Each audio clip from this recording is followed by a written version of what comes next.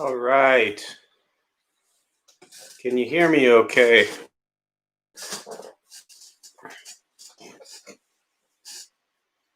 Not sure what was going on. I went to hit go live and all of a sudden it said restarting. So just checking in, make sure you can hear me all right. All right, beautiful. Back in action. This reminds me of, wow, this probably would have been maybe about 6 years ago. And we were doing it was a Saturday morning at the old Buddha for You on Elkhorn Boulevard. And very rarely, I mean, I've been doing the Saturday and Tuesday class for probably, I don't know, 10 years. And very rarely do I miss. And if I do miss, there's always, usually plenty of time for notice, or I'll have somebody else kind of fill in. But something had happened that morning and kind of last minute was unable to get there, wasn't able to notify anyone. And it was just this kind of last minute thing. So I remember putting a sign up on the door as we left. And it said, our apologies for not being able to open and have class today. You all have now a free hour to go do anything you'd like. And I don't know if I said something about going to help people or something like that. I think I did. Like the sign said, so please go help someone, or I don't know. I don't remember what the sign said, but I remember in my mind thinking that, there were going to be, we used to pack about 50 people back there. And I remember thinking that, all these people are showing up for meditation. The door's going to be locked. There'll be a sign up, and now they have a free hour and they're just going to go help people and do something good. And the next week came and, I brought it up and I said, I apologize that we weren't here. And, so fill me in on, how your hour was. And it was an interesting thing because for some reason, like I said, I was in my head thinking that people were going to go do all this good stuff. And that wasn't really the case. Not that anyone did bad things, but I think I kind of overestimated what people were going to go do. I think I had envisioned people walking around the parking lot picking up trash or helping people with their groceries or, I don't know, cleaning something. I had this whole grand idea in my head of what people were going to do. And I was completely wrong. So as I was scrambling here, trying to hit buttons and get back into the live stream, I was reminded of that when I left everybody. So anyway, so here we are. We'll go ahead and we'll join palms as we get started. So bringing the palms together. I take refuge in the Buddha. I take refuge in the Dharma. I take refuge in the Sangha. Keeping the palms joined.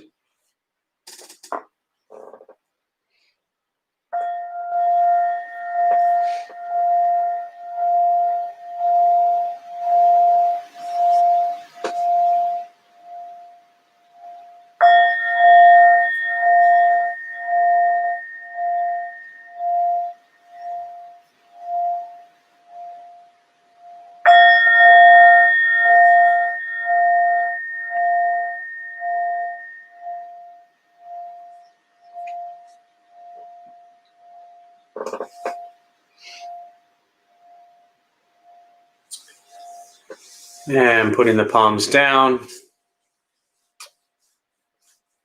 So welcome everybody again. I'll go ahead and start with a quick question. I'd like to just give a little bit of time, although maybe everybody's here already since I got on a little late, but a little bit of time just for people to settle in and just to engage a little bit. We'll start with a question. Keep it simple. One word. How are you feeling right now? If you could describe maybe what you're sitting with at this moment. How are you feeling? If there's two of you, you get to use two words. I know some of you are sitting there with somebody. How are you feeling right now? I'm glad I got two thumbs up before I even jumped on the call. So that's pretty good. I don't know that you want to give me a thumbs up so early. But let me know how you're feeling. What are you sitting with right now? What's on your mind, on your heart? What's the word that comes to mind at this moment?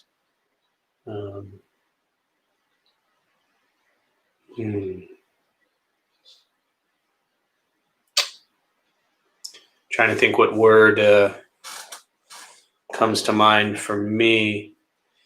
The word that keeps playing over in my head is settled. I think that for me, this, leading this class and sitting with all of you, regardless of how hectic my day was and all the craziness that I'm dealing with and managing lots of virtual stuff. For me, it's always a reminder that to never forget the individual practice. And when I sit down with all of you, that it's selfishly as much for me as it is for anybody else. So it really gives me an opportunity to just settle. And when I sit in this seat, and oddly enough, even though I'm staring at a camera that just is staring back at me, I use it as if I'm sitting with myself and I'm settled. So there's this feeling of being grounded, being rooted, just in this present moment. And I think as we practice together, it's really important for all of us to learn that. And for me, that's what the joining of the palms is that all the past is gone, all the future is not here yet. So this is an opportunity to just learn to get grounded in this present moment and to really just kind of sink in, allowing yourself to be here and regardless of whatever is going on around us. So, all right. So we've got relaxed, we've got content, we've got empty, we've got curious, we've got tired, but not necessarily in a bad way. Glad you can join us, Melissa. Thanks for being here.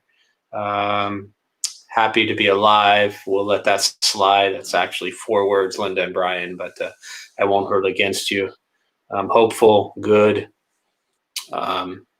Denise and Eddie. So Denise is hopeful, Eddie is good. Decent.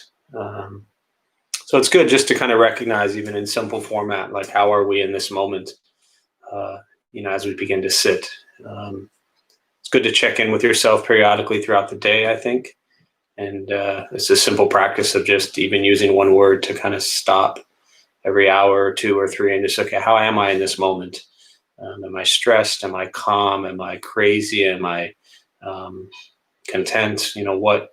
What are you sitting with in each moment? Because if you start your day and you run like a crazy person until nighttime and you don't check in with yourself throughout the day, many of us, the way we live our lives, it's really not that healthy.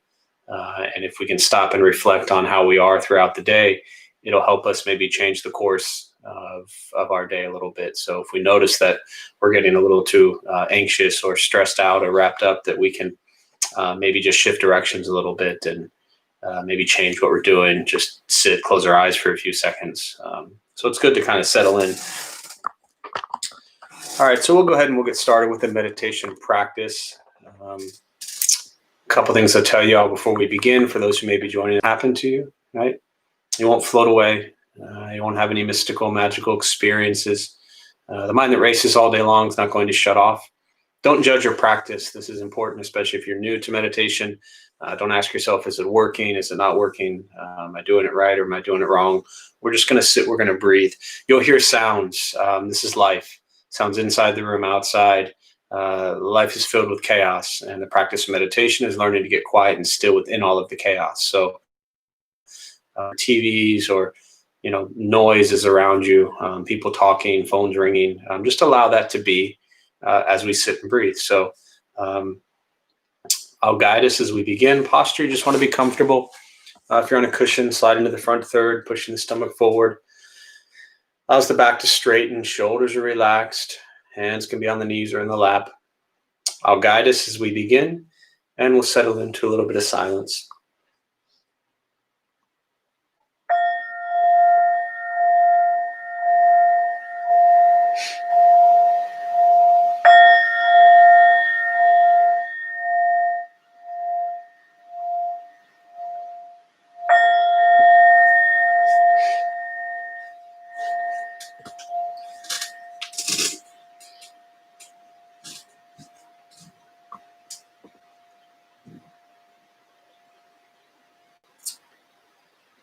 And starting with the eyes closed if comfortable, or slightly open. Mouth open or closed. We'll start with taking 3 deep breaths slowly.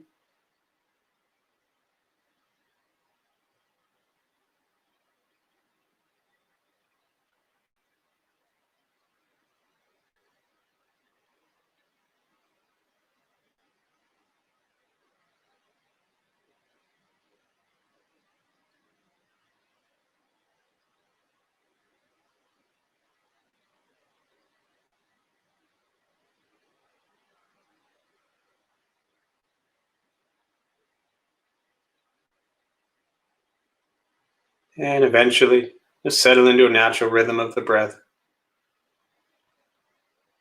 Knowing throughout the practice you'll hear sounds. These are not distractions, not disruptions. Simply what's happening around us as we sit.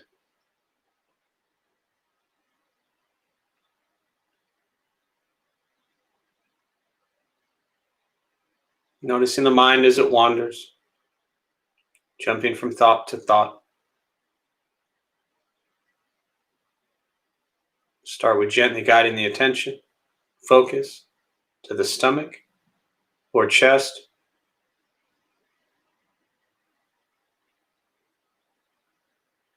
Breathing in, feel them rise. Breathing out, they fall.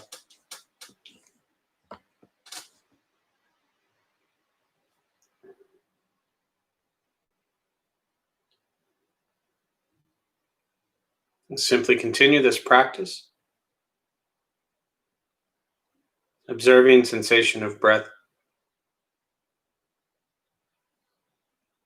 expecting nothing but to sit and breathe.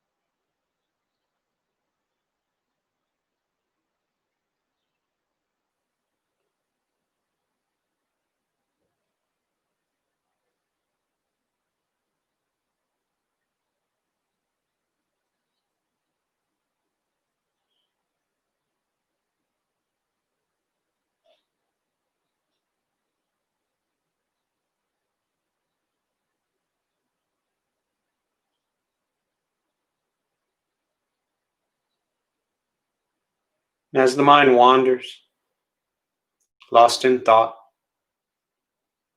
recognize it,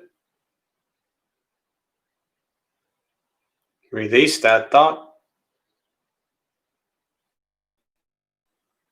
return attention, focus to the breath.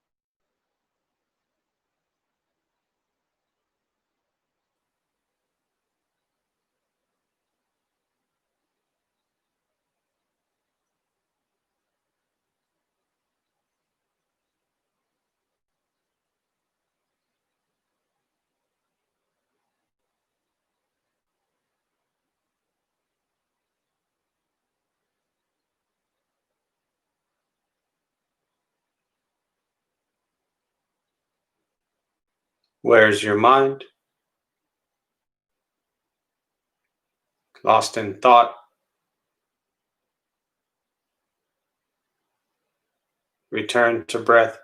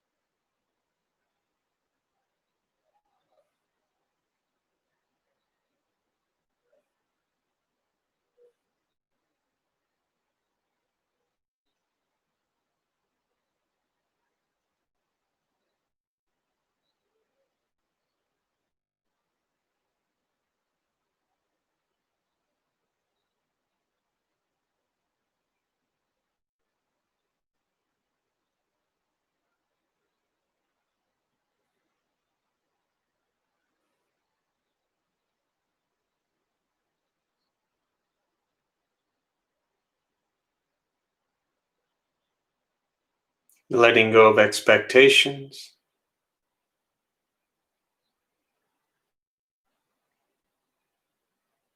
Letting go of judgments from the practice.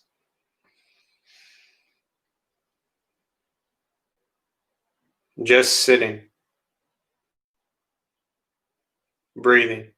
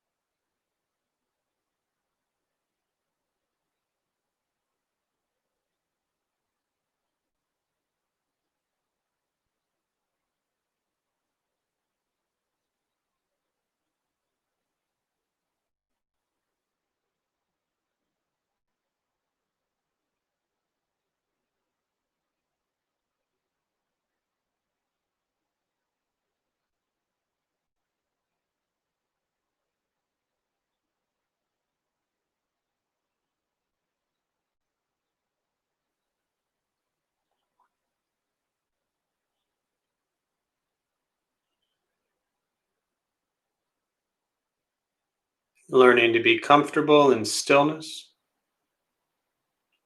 in quiet, simply sitting, breathing.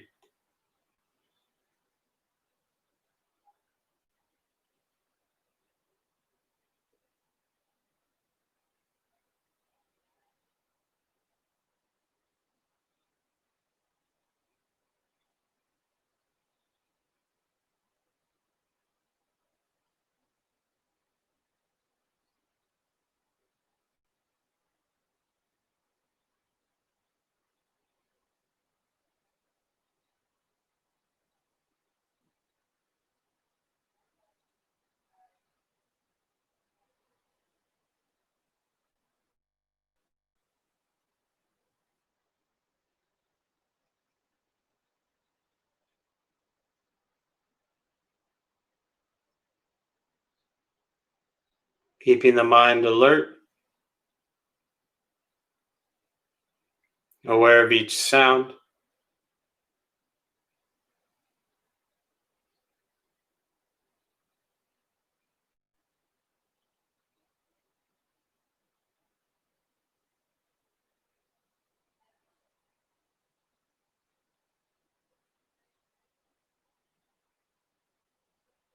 each thought,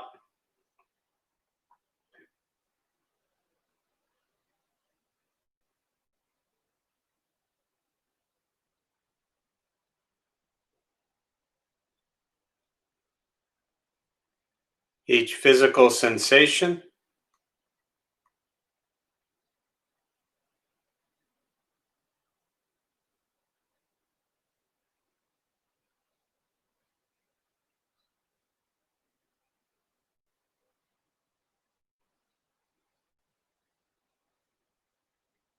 yet concerned with nothing but sitting,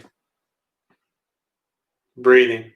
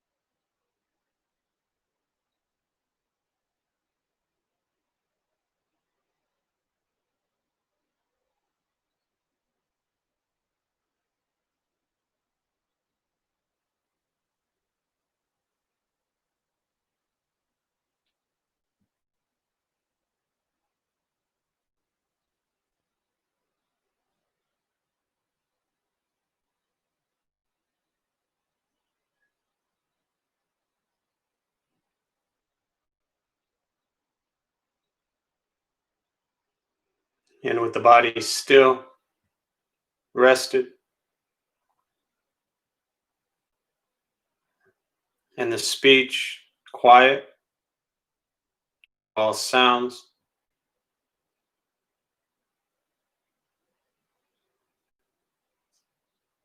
and the mind learning to settle, know what it's like to sit and breathe,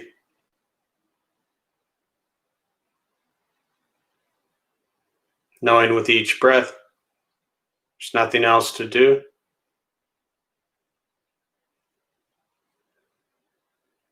where else to go,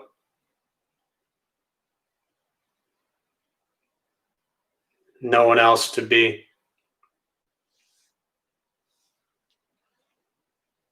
Everything beautiful, exactly as it is, sitting, breathing.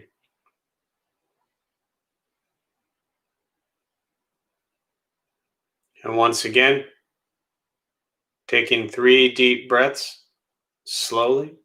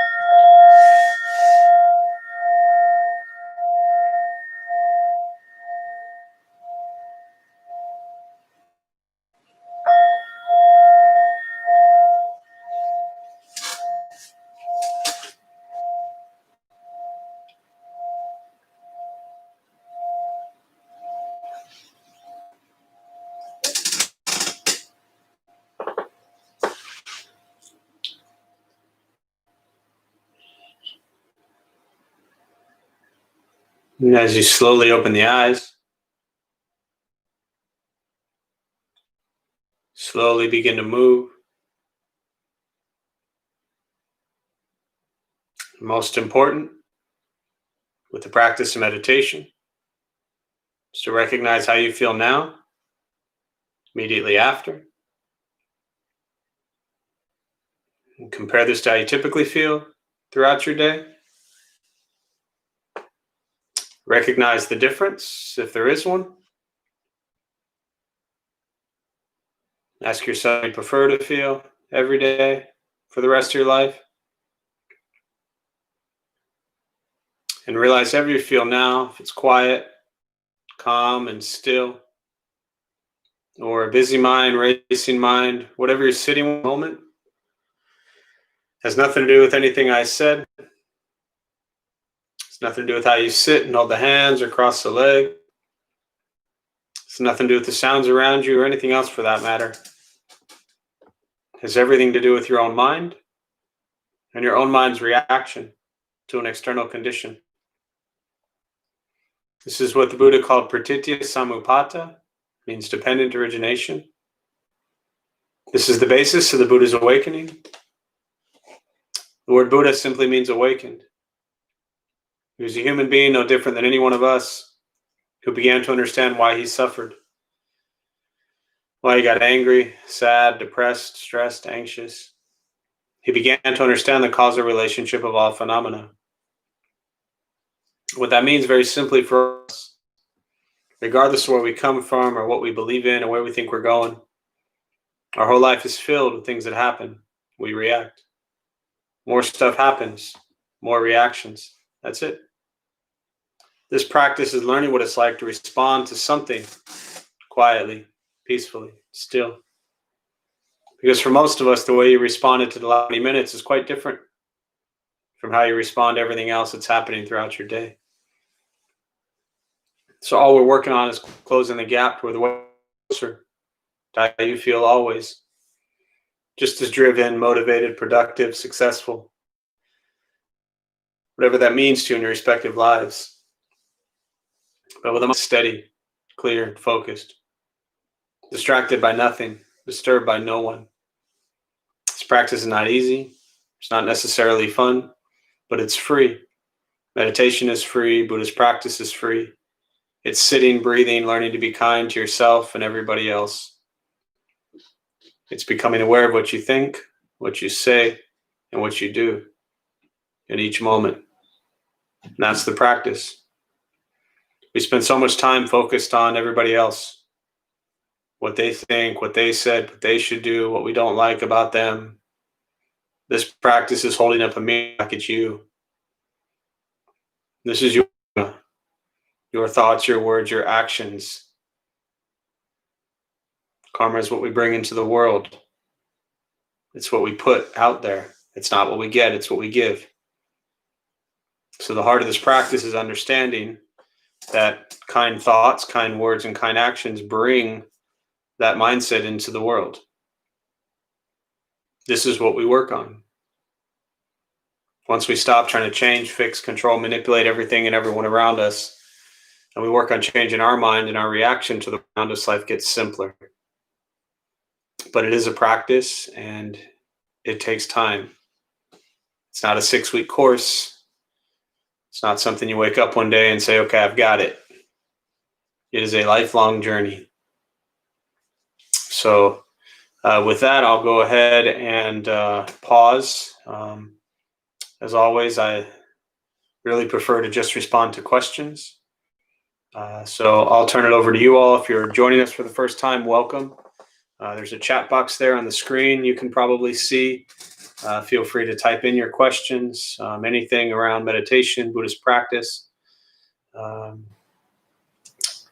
Feel free to type in there and I'll go ahead and respond. So again, I'll open up to questions and we use the rest of the time for that.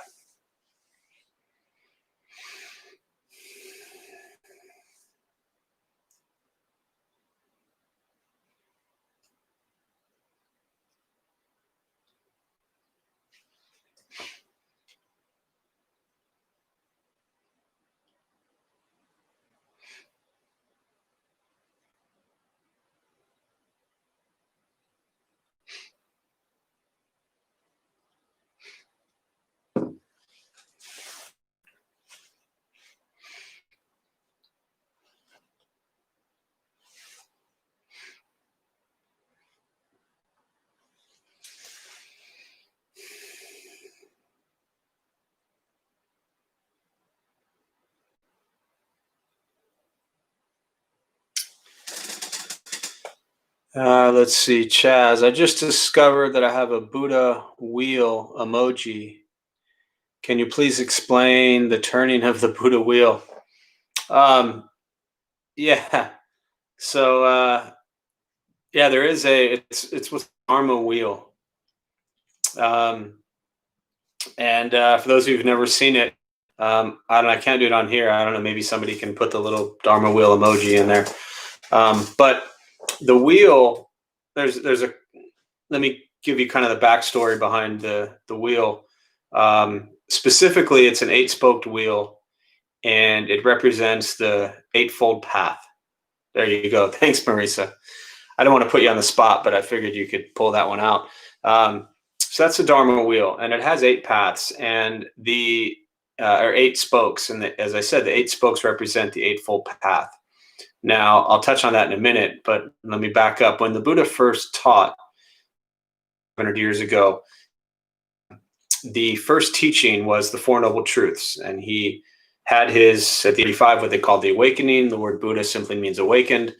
So he was just a human being, no different than any of us, who understood the true nature of reality. He understood the cause of his suffering. And he taught the Four Noble Truths. The first one is that life is filled with dukkha, suffering. It doesn't mean all of life sucks. It just means we're going to struggle a lot. The second one is the cause of suffering, and that's the greed, anger, ignorance. So we practice generosity, compassion, and wisdom to overcome greed, anger, ignorance. The third noble truth is the ending of suffering, liberation, nirvana, freedom from suffering. As I like to say, it's having a good day. And the fourth noble truth is the Eightfold Path, which is the Dharma wheel. And the Eightfold Path is having and working on having correct views, thoughts, speech, action, livelihood, effort, mindfulness, and concentration. Now, all of that I just said, Four Noble Truths, Eightfold Path, it's available on Google for free. Pretty much stick on the first page, but if you Google Four Noble Truths and Eightfold Path, you'll get pretty much similar teachings on that. So when he first taught, there's actually a mudra. It's like this, and it's called the first turning of the Dharma wheel. So they say that that was when he first turned the wheel of the Dharma, the wheel of the law, the true teachings. And so the Dharma wheel has become one of the primary symbols for Buddhism.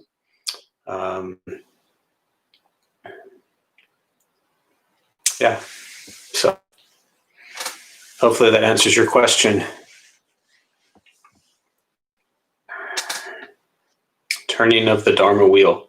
And the idea is that the general idea behind the turning of the Dharma wheel is to think about it just kind of in a practice sense, that as you're out there in the world and you're being kind to people, as you're out there in the world and you're having compassion, as you're out there in the world and you're bringing hopefully a sense of wisdom to each situation. Someone asked last class about, how do you share Buddhism? And sharing Buddhism isn't like holding up a sign saying, hey, come join me and be Buddhist. Sharing Buddhism isn't like a 7 o'clock YouTube class. Sharing Buddhism is living kindness and compassion and joy and equanimity and, morality and patience, all of these things we always explore from the Buddhist teachings. Turning the Dharma wheel, when you share these in your life and you practice these in your life, that is keeping the wheel of the Dharma turning. So, yep. Or as I often refer to as still rolling. So the wheel is still rolling. Good question. Hopefully that answers it for you, Chaz.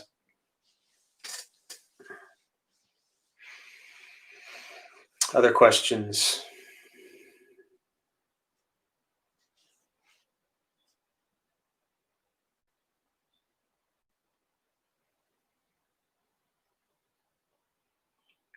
There's also what's called I think it was the 32 marks of existence, where they say that the Buddha, and these are, I take them as metaphors more than literal teachings, but they say that the Buddha had 32 marks, and that's what designates a Buddha. And some of the marks were Dharma wheels on the hand, on the palm, and on the bottom of the feet.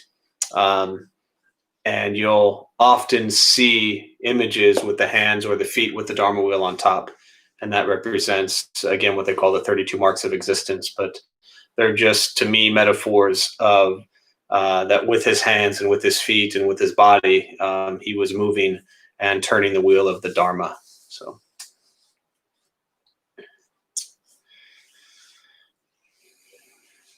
other questions?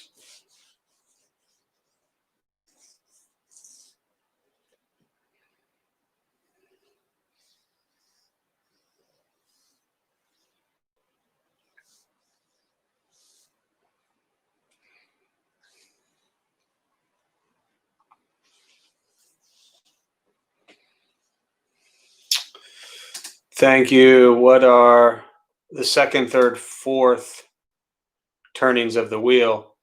Are you referring to the? Do you mean because I said that the first turning of the Dharma wheel was the Four Noble Truths, that teaching? So then are you asking what the second, third, and fourth turnings are? Is that the nature of your question? I just want to make sure. Or are you referring to the spokes? I don't think so, though. The spokes being the second, third, or fourth. But to answer the first question, it's funny because I've never heard anything not a with Buddhism, so keep that in mind also. But I've always learned that the first turning of the Dharma wheel was that first teaching. But I've never seen or heard anything specifically that this is now the second turning or the third turning or the fourth turning. It's not as if they're like a continuation or redone or anything like that. It's just the Dharma wheel was first turned when the Buddha taught the Four Noble Truths. So, but if I'm mistaken, I will look that up and get back to you. But to my knowledge, it's at least I've never learned that there are like second, third, fourth. It's not like this is the 37th turning of the Dharma wheel. So, if that's what you're asking.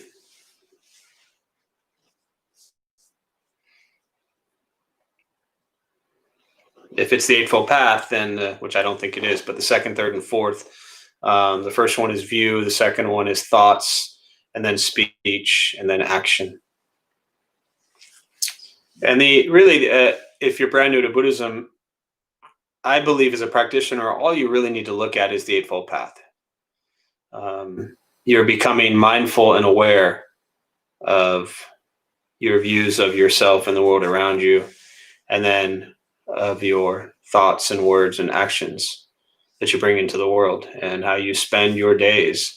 How hard do you work at whatever it is you're doing? How mindful and aware and focused and present are you throughout your life? Or how scattered and hectic and crazy are you? So, full path, the views, thought, speech, action, livelihood, effort, mindfulness, concentration. That's it. I mean, as a practitioner, that is the path to ending suffering. That is the path to being less greedy, less angry, and less ignorant. So there's lots to read and study and learn. And then there's also really very simply the Eightfold Path. And that's it. Sometimes represented as the second turn of the wheel is the Mahayana, and the third turn of the wheel is the Vajrayana. Yeah, I've now that you mentioned that, I've heard that before. For those who don't know, the Mahayana and the Vajrayana, there are three major schools of Buddhism. When the Buddha taught, at that time, necessarily at the beginning, there wasn't really Buddhism, it was the Buddha, and he was walking around teaching. And that body of teaching really got put into what's called the Pali Canon. You can go to, I think it's Access to Insight is still up. I don't know if they've changed the link, but Access to Insight Online has a majority of the Pali Canon. And that's what's called the Theravada or Hinayana teachings of the Buddha. It's the old school teachings of the Buddha. Hinayana literally means lesser vehicle. Then you have, as you're saying, the second turning of the wheel, which is Mahayana. Maha is greater, Yana being vehicle. About 500 years after the Buddha died, Buddhism went north into China, Japan, Korea, and you had the development of Mahayana Buddhism. And then about 1,000 years after the Buddha died, it goes into Tibet. And that's where you have Vajrayana, Vajra being diamond, Yana being vehicle. So you have these really development of three major schools of Buddhism. And within those schools, especially Vajrayana, and there's 4 schools, primarily Tibetan Buddhism. Mahayana has variations within it, but Zen, for example, or Pure Land Buddhism is part of the Mahayana tradition. So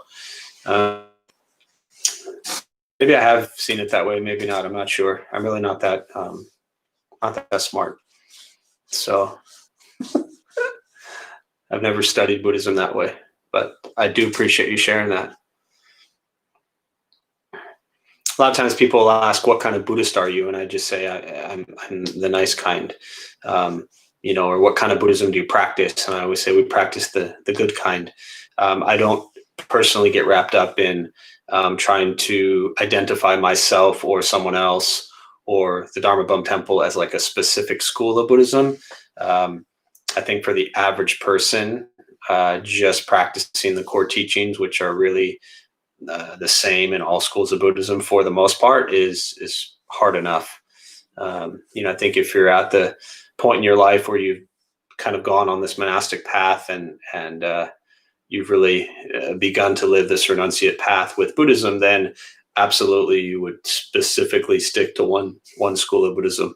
But for the most part, I think the average person that I know around Buddhism or that we see through the Dharma Bum Temple, I think it's good to kind of pick up bits and pieces of all the different schools of Buddhism. But that's just my personal view. Other thoughts, questions, comments, meditation, Buddhist practice?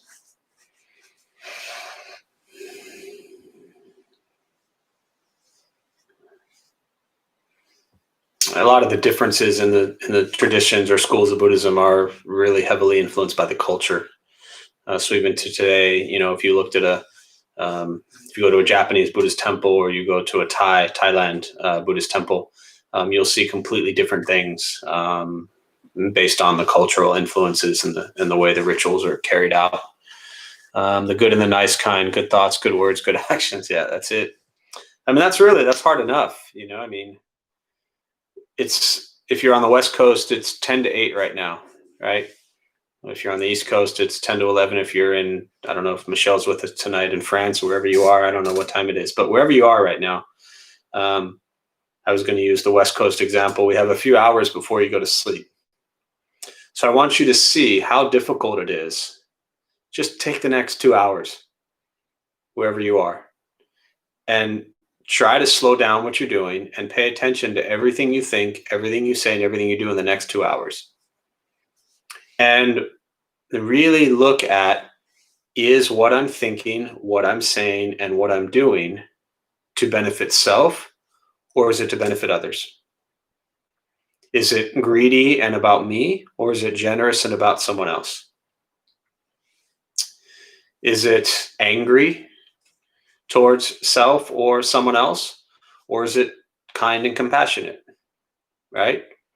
I mean, are you going to sit and watch the news or jump on social media and throw out a lot of anger, or are you going to be kind and compassionate with whatever you might share or watch or say or do?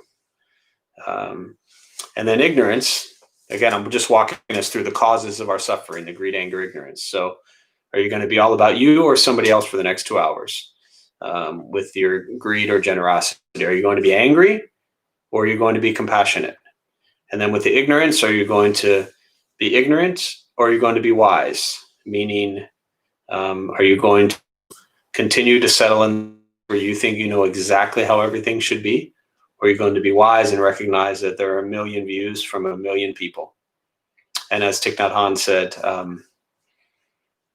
nirvana, liberation from suffering, is freedom from views. So it doesn't mean you're going to abandon your views, but it, to me, means that you're going to recognize everybody has their own views. So as you share them and as you express them, are you doing it with kindness, or are you doing it with anger?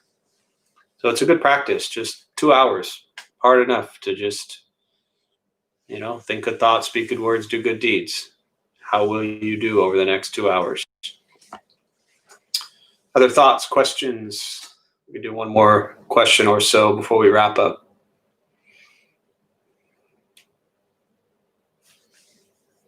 You can all report back on Saturday or Tuesday how you did over the next couple hours.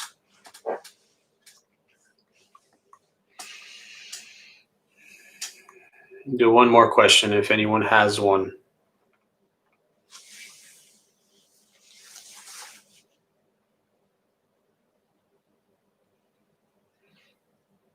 And if you think it's absolutely impossible for you to think good thoughts, speak good words, and do good deeds for the next 2 hours, then just close your eyes and go to sleep. Probably won't harm anyone that way.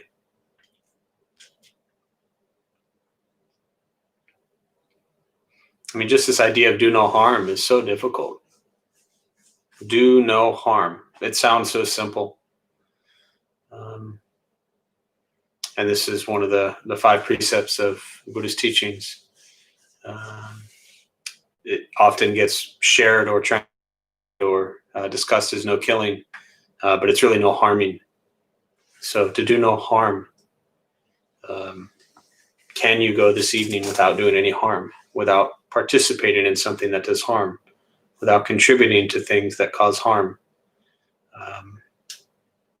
Can you mind your karma, mind your actions, be aware of your actions, so what you're involved in and what you choose to spend your time on is not creating conditions or adding to conditions that are causing harm. It's really difficult to do. If I just say do no harm, most people, oh, that's easy, I can do that. It's really difficult. So do no harm. Anything else before I wrap up?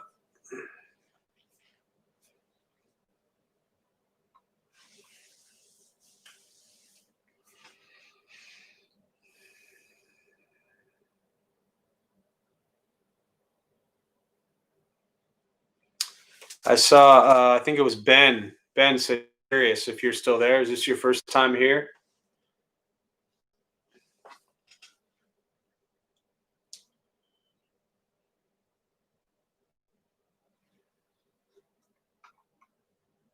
And if it is, welcome.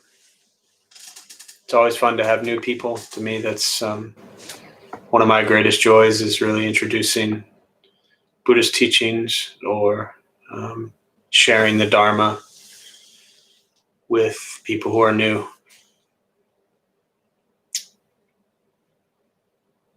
Anything else before we close?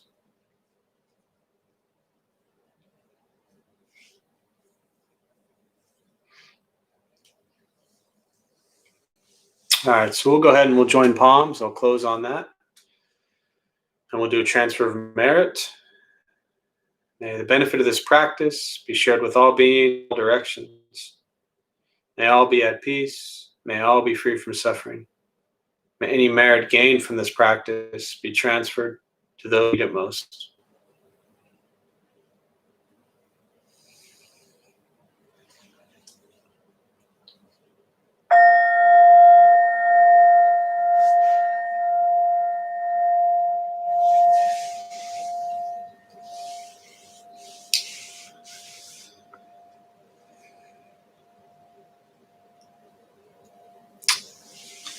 So a few quick announcements before you all head out.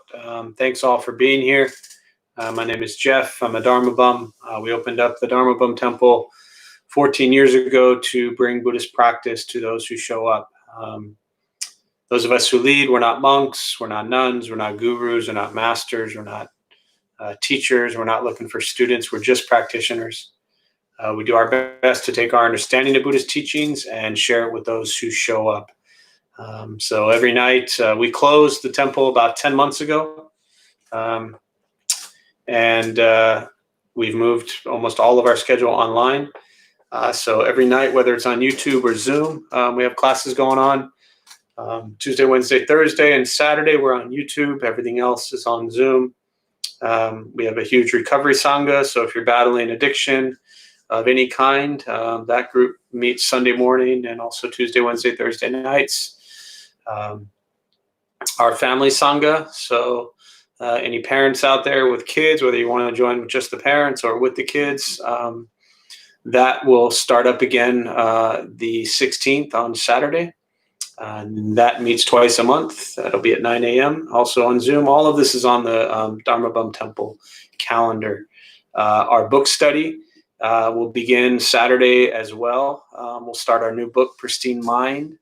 And that's written by Choang Rinpoche, a great Tibetan Buddhist teacher. That will be also twice a month. That'll start Saturday the 16th at 2 o'clock. If you need the book, we still have some at Buddha for You. So just go to the Buddha for You website. You can buy it there and pick it up at the shop, or we can have it shipped to you either way. Everything else as is. So we'll continue to stay closed until we feel it's safe to open.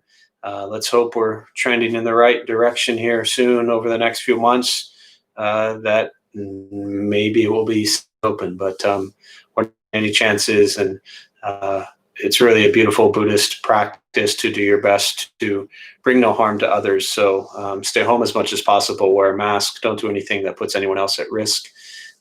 So thanks all for being here. And if I never see you again, think good thoughts, speak good words, do good deeds. That's the heart of the practice. So thank you all.